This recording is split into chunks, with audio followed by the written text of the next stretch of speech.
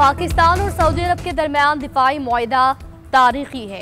Saudi अरब खादिम हरमैन शरीफैन है, हम मुहाफ़िज़ीन हरमैन शरीफैन बन गए हैं। नायब वज़ीर आज़म की पाक सऊदी दिफाई मुआहदे पर ऐवान को ब्रीफिंग। कहा, मुआहदे में वाज़ेह है एक मुल्क पर हमला दूसरे पर तसव्वुर होगा।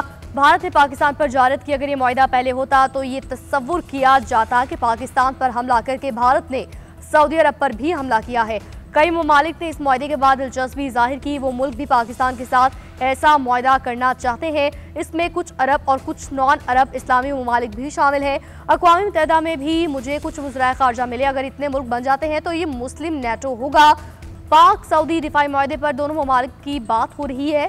ये हमारी खुशकिस्मती है, मैं खुदा के हुजूर शुक्रगुजार हूँ कि हमारे दौर में ये हुआ।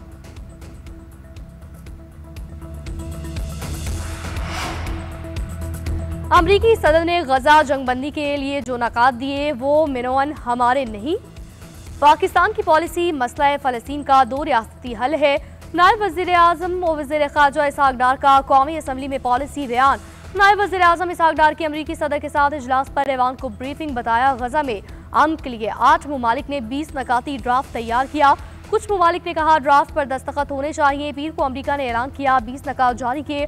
मुआहदा मुस्तरद करना इसराइल को जारी रखने की इजाज़त देने के मुतरादिफ होगा।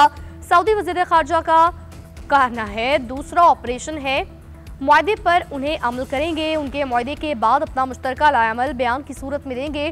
8 ममालिक ने गजा के मसले के हल का खैर मकदम किया। मौजूदा सूरत हाल में यह काबिल कबूल काबिल अमल हल है।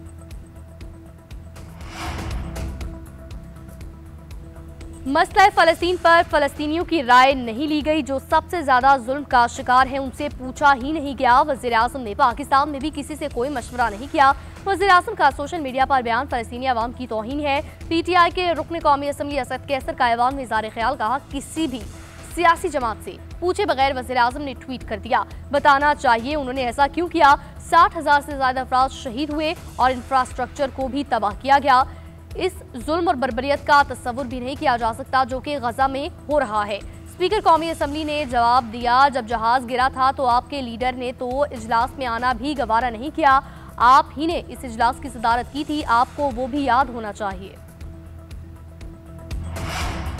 स्मूथ फ्लोटेला की एक कश्ती अब भी गजा की जानिब रवा दवा। अरब मीडिया के मुताबिक पोलैंड के झंडे वाली कश्ती पर 6 अफराद सवार हैं। कश्ती गजा की समुद्री हदूद से 43 नॉटिकल मील दूर है। पाकिस्तानी रजाकार अजीज निजामी कश्ती में मौजूद हैं। सियोनी फौज ने अब तक 42 कश्तियों को गैर कानूनी कब्जे में लिया। 500 अफराद गिरफ्तार, अशद बंदरगाह मुंतकिल हो गए। साबिक पाकिस्तानी सेनेटर मुश्ताक खान भी गिरफ्तार, जबकि आलमी मोहलियाती कारकुन ग्रेटा थुनबर्ग समेत दीगर रजाकार भी गिरफ्तार हुए। गिरफ्तार होने वालों में शामिल अफराद 200 से जायद कोनेको की जेल में मुंतकिल किए गए।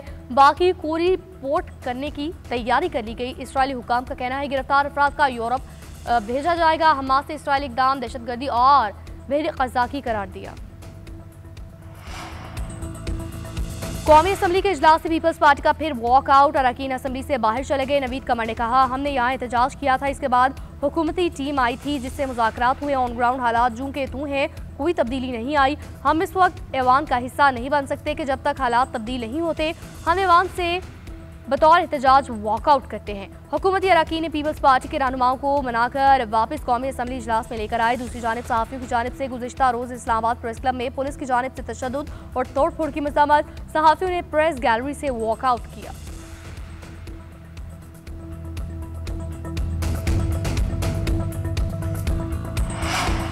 पंजाब के मामलात की जिम्मेदार हूँ और इसके लिए लड़ूंगी भी। पंजाब के हक पर मेरा मौक़िफ़ वाज़ेह है। नहरी इस्लाहात को सियासी मामला नहीं बनाना चाहिए। पंजाब अपने आबी ज़खायर के साथ क्या करता है, ये हमारा मसला है। वज़ीर आला पंजाब मरियम नवाज की सिक्योरिटी एंड वॉर फोर्स के शुरका से मुलाकात में गुफ्तगू। कहा, नहरों का मामला मुश्तरका मफादात काउंसिल में है। टेलीमीट्री सिस्टम के जरिए आबी ज़खायर की मॉनिटरिंग पर मस्बत जवाब नहीं मिला। कभी किसी के इख्तियारात और मामलात में दखल नहीं देती। पंजाब में अब सियासी तयनाती नहीं होती। उकरबा परवरी और सिफारिशी कल्चर का खात्मा किया। करप्शन पर जीरो टॉलरेंस है। वतन धरती माँ की तरह है, इसे धोखा देना काबिल बर्दाश्त नहीं।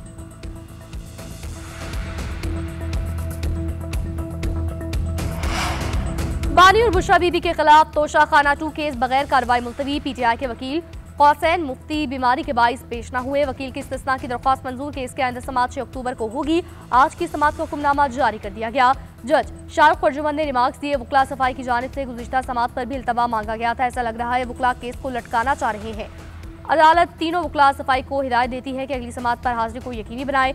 आइंदा समाअत पर केस किसी सूरत मुलतवी नहीं किया जाएगा। केस की समाअत रोजाना की बुनियाद पर करने का हुक्म दिया गया।